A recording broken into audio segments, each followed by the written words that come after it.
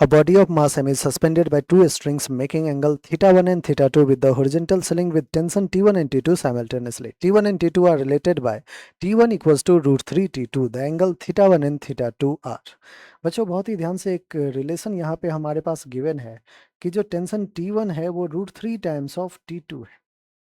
बच्चों टेंशन जो है वो स्ट्रिंग में एज ए फोर्स ही एक बिहेव करता है। तो अगर आप ज़्यादा फोर्स लगा रहे हो किसी और के कंपैरिजन में तो ऑफ कोर्स आपकी तरफ जो इंक्लाइनेशन होगा उस ऑब्जेक्ट का वो ज़्यादा होगा। मानते हैं एक चीज़, ये एक बेसिक सा मेरा आपके लिए जो है कंसिडरेशन था कि आपको ये चीज़ें सोचना है बच्चों कि जो ब्लॉक है हमारा, इस ब्लॉक को दो फोर्स जरूर एक्ट कर रहा है। एक है T1 और दूसरा है T2। जो रिलेशन इसने दिया है वो दिया हुआ है कि T1 is greater than T2। कैसे ग्रेटर है बच्चों? T1 is root 3 times of T2। अगर आप ज़्यादा फोर्स लगा रहे हो इसका मतलब आपका इंक्लाइनेशन जरूर ज़्यादा होगा उस पार्टिकुलर ऑब्जेक्ट के लिए, और अगर आपने फोर्स कम लगाया है बच्चों तो कम इंक्लाइनेशन होगा। ये डायग्राम आपके लिए तैयार है बिल्कुल। एम मास का इस ऑब्जेक्ट को हमने दो स्ट्रिंग से कनेक्ट कर रखा है, एक स्ट्रिंग में टेंशन T1, दूसरे स्ट्रिंग में टेंशन T2। बच्चों अगर ये थीटा है तो यहाँ पे इसको भी मैं थीटा 2 कर सकता हूँ, ये थीटा 1 है तो इसको भी मैं थीटा 1 लिख सकता हूँ, बिल्कुल लिख सकते हैं। अब करना क्या है कि फ्री बॉडी डायग्राम तो सबसे पहले तैयार किया जाए एम मास का। इस एम मास पे अगर देखें तो एक mg फोर्स नीचे की तरफ लग रहा है, अपने उसका वेट है खुद का। T2 का दो कंपोनेंट होगा बच्चों, एक कंपोनेंट जो कि इधर जा रहा है T2 cos थीटा 2 से, और एक कंपोनेंट T2 का इधर जा रहा है T2 sin थीटा 2 से। सिमिलरली T1 का दो कंपोनेंट, एक T1 cos थीटा 1 इधर जा रहा है और एक ऊपर की तरफ जा रहा है T1 sin थीटा 1। ठीक है बच्चों। Under equilibrium condition, we know that sum of all the forces should be equals to 0. All the external forces acting on a body should be 0 for equilibrium condition. अगर equilibrium maintain कर रहा है तो बच्चों ये होना पड़ेगा। अब समेशन ऑफ एफ एक्स भी जीरो हो जाएगा, समेशन ऑफ एफ वाई भी जीरो हो जाएगा। एक्स और वाई कहने का मतलब है जितने हॉरिजॉन्टल डायरेक्शन में फोर्स लग रहे हैं बच्चों वो भी जीरो होना चाहिए, और जितना वर्टिकल डायरेक्शन में फोर्स लग रहा है वो भी जीरो होना चाहिए। मानते हैं आप ये सब? बिल्कुल। आपको होगा कि सर चलिए वन बाय वन जो है समेशन एफ एक्स कर लेते हैं। एक्स डायरेक्शन में एक फोर्स है T1 cos थीटा 1, दूसरा फोर्स है अपोजिट डायरेक्शन में, इसलिए मैंने माइनस लिख लिया है बच्चों, किसी को भी प्लस माइनस कर सकते हैं, दोनों का सम जीरो जरूर होना चाहिए। ऑलराइट, सो यहाँ से आप एक T1 cos theta 1 is equals to T2 cos theta 2 लिख सकते हैं बच्चों। यहाँ पे T1 अपॉन T2 क्या हो जाएगा? आपको हो गए cos theta 2 by cos theta 1।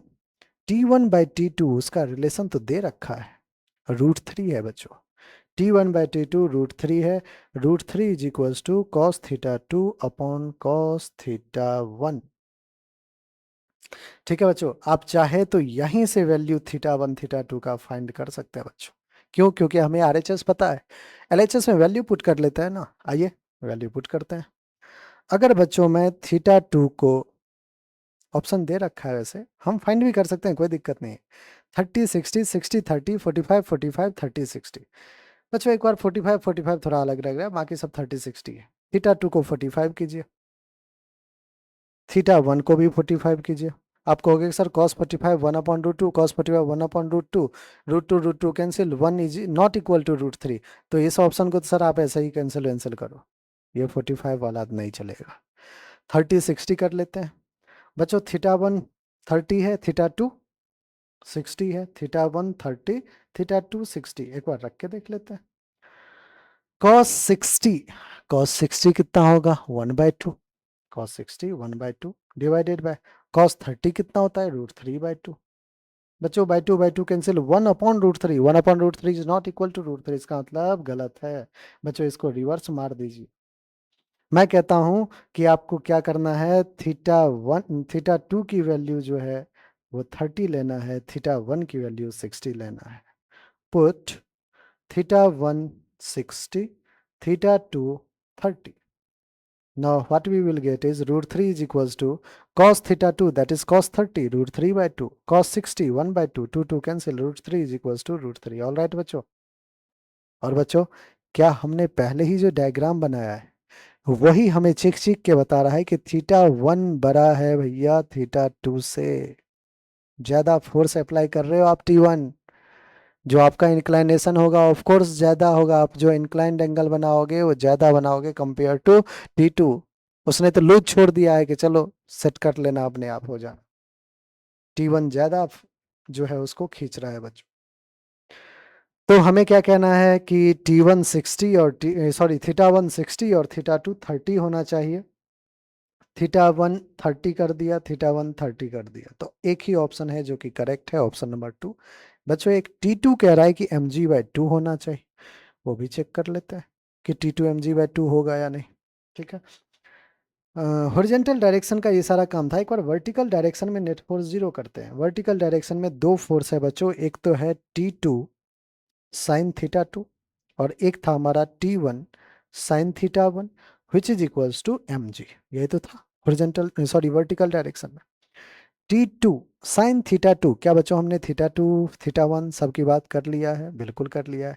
Theta 2 कितना रखना है? 30 डिग्री। साइन 30 कितना होता है? 1/2 प्लस T1 साइन थीटा 1 कितना होता है? √3/2 which is equals to mg। Alright, so T2 upon 2 plus √3/2 T1। अब बच्चों T1 को आप कहोगे कि सर पहले ही रिलेशन दे रखा है, T1 is √3 times of T2। So T1 की जगह आप √3 टाइम्स ऑफ T2 लिख दीजिए which is equals to mg। बच्चों बाई टू ध्यान से देखिएगा, T2/2 प्लस √3 क्या हो जाएगा? 3 T2/2 which is equals to mg। Alright, तो 3 + 1 4 T2/2 is equals to mg। 2 1 जा 2 2 जा बच्चों, 2T2 क्या आ गया? mg के इक्वल। तो T2 क्या आ जाएगा? mg/2 के इक्वल। लीजिए, हमें कहा था कि T2 की वैल्यू mg/2 फाइंड कर लेना, हमने कहा कि चलो कर लेते हैं। T2 की वैल्यू mg/2 आ गया। ऑलराइट बच्चों, तो आई होप आपको बहुत ही अच्छे से स्टोरी समझ में आ गई होगी। रही बात प्रॉब्लम कहाँ पूछा गया है, तो जेई ने 2025 में अप्रैल सेशन में पूछा है बच्चों। तो आप देख सकते हैं कि कैसे कैसे प्रॉब्लम्स जो है आपके, इनफैक्ट ये क्लासरूम प्रॉब्लम्स भी होता है ना। हम क्लास में भी इस टाइप के कई सारे क्वेश्चंस किए रहते हैं जो इक्विलिब्रियम बेस्ड होता है। तो ये बच्चों आपका प्रॉपर सॉल्यूशन था। अगर बच्चों आपने अभी तक चैनल सब्सक्राइब नहीं किया तो फटाफट सब्सक्राइब कर ले। बहुत सारे बेहतरीन प्रॉब्लम्स जो है बेहतरीन तरीके से आपको सिखाने के लिए इस चैनल पे वीडियो अपलोड मैं कर रहा हूँ। जेई के जितने भी प्रीवियस ईयर क्वेश्चंस हैं वो सारे आ जाएंगे। और बच्चों धीरे धीरे जो है अप्रैल सेशन के लिए, ये तो चलिए जनवरी सेशन है, अप्रैल सेशन के लिए डीपीपी प्रॉब्लम्स जो है वो भी लाया जाएगा। ठीक है, हर चैप्टर के बहुत ही बेहतरीन 4 से 5 हर चैप्टर के डीपीपी के क्वेश्चंस आपके सामने रहेगा, जिससे आपका जेई में और बेहतर स्कोर आए। ठीक है।